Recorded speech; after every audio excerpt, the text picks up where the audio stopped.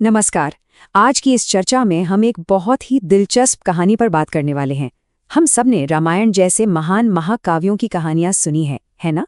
लेकिन क्या आपने कभी सोचा है कि ये कहानियां पहली बार कैसे और किससे सुनाई गई?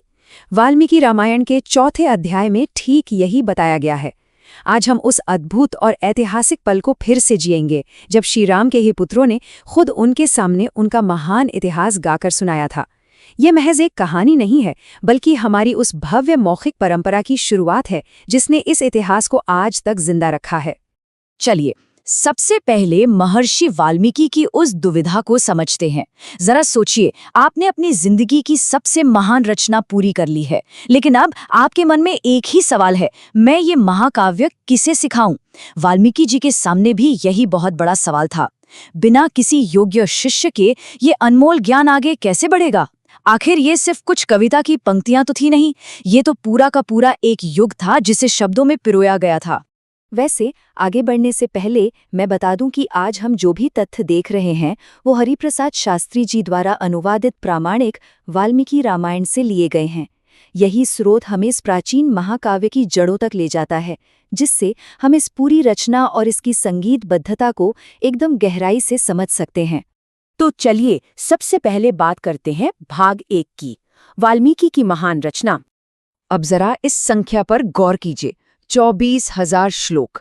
मतलब आज के समय में जब हमें फोन नंबर तक याद रखने में मुश्किल होती है, तब 24,000 संस्कृत श्लोकों को बिना किसी गलती के पूरी तरह कंठस्थ करना, ये मानव क्षमता की एक अकल्पनीय परीक्षा थी। ये कोई मामूली काम नहीं था। और दिलचस्प बात यह है कि ये विशाल रचना कोई बेतरतीब श्लोकों का ढेर नहीं थी। इसे बहुत ही शानदार तरीके से 500 अध्यायों, 6 प्रमुख कांडों और एक उपसंहार में व्यवस्थित किया गया था।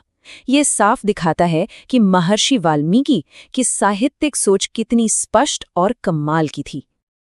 अब आते हैं भाग 2 पर, लव और कुश का चयन। इतने विशाल काव्य को आगे बढ़ाने के लिए बिल्कुल परफेक्ट दूतों की जरूरत थी। और यही एंट्री होती है महर्षि वाल्मीकि के आश्रम में पले बड़े 2 बेहद मेधावी और तेजस्वी राजकुमारों की, लव और कुश। और वो सिर्फ होशियार ही नहीं थे, बल्कि इस स्लाइड के अनुसार वो बिल्कुल श्री राम के प्रतिबिंब थे। मतलब उन्हें देखकर ऐसा लगता था मानो स्वयं राम ही उनके रूप में खड़े हों। उनका ये आकर्षक रूप इस पवित्र महाकाव्य को और भी ज्यादा असरदार बनाने वाला था। अब बढ़ते हैं भाग 3 की तरफ, संगीत और 9 रस। हैरानी की बात तो ये है कि इन श्लोकों को सिर्फ पढ़ा नहीं गया, बल्कि उन्हें एक बेहद सुरीले गीत में बदल दिया गया। इसमें 3 तरह की लय, द्रुत, मध्य और विलंबित, और 7 सुरों का एकदम सटीक तालमेल था। और ये सब वीणा की मधुर धुन के साथ गाया गया। ये कोई साधारण पाठ नहीं था, बल्कि एक पूरी शास्त्रीय संगीत की प्रस्तुति थी। और जो बात इस गायन को सचमुच एक मास्टरपीस बनाती है, वो है इन 9 रसों का समावेश।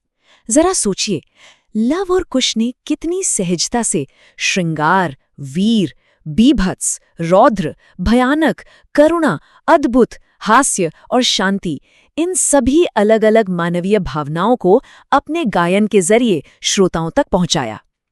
एक ही काव्य में जीवन के हर रंग को उतार देना वाकई एक अकल्पनीय कला थी। चलिए आगे देखते हैं भाग 4, ऋषियों के समक्ष गायन। अब हम पहुंचते हैं उस ऐतिहासिक पल पर जब लव और कुश ने अपना पहला सार्वजनिक प्रदर्शन किया, और वो भी किसके सामने? ज्ञानी ऋषियों और मुनियों की सभा में। जब उन्होंने इसे गाया तो सामने बैठे मुनि इतने भाव विभोर हो गए कि उनकी आंखों से आंसू छलक पड़े।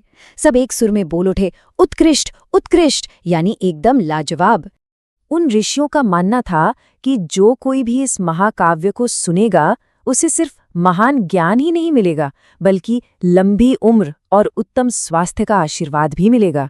मतलब आप समझ रहे हैं, प्राचीन काल में सही शब्दों और ध्वनि की ऊर्जा को कितना शक्तिशाली माना जाता था। और अब आता है इस पूरी चर्चा का क्लाइमैक्स, भाग 5, श्री राम के राज दरबार में। ऋषियों की सभा से निकलकर ये महाकाव्य अब सीधे अयोध्या के राज दरबार पहुंचता है। श्री राम खुद उन जुड़वा गायकों को बुलाते हैं और अपने भाइयों से कहते हैं, इस ऐतिहासिक काव्य को सुनो। जरा उस पल की कल्पना कीजिए, राम खुद स्वर्ण सिंहासन पर बैठे हैं और अनजाने में ही सही अपना ही इतिहास अपने ही बच्चों के मुंह से सुन रहे हैं। सच कहूं तो यही एक असली महाकाव्य की पहचान है। ये सिर्फ इतिहास का कोई सूखा या बोरिंग रिकॉर्ड नहीं है। ये एक ऐसी मौखिक परंपरा है जो सीधे आपके दिल और दिमाग पर छा जाती है। पीढ़ियों से चली आ रही यह एक ऐसी कला है जो सिर्फ कानों को नहीं, आत्मा को छूती है।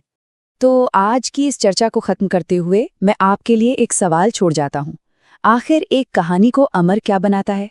क्या वो महज उसकी शब्द हैं, उसे गाने का वो सुरीला अंदाज है, या फिर उसे एक पीढ़ी से दूसरी पीढ़ी तक पहुंचाने का वो जज्बा? हमारी स्मृति और कहानी कहने की इस कमाल की कला के बारे में सोचिएगा जरूर। आज हमारे साथ जुड़ने के लिए बहुत बहुत शुक्रिया।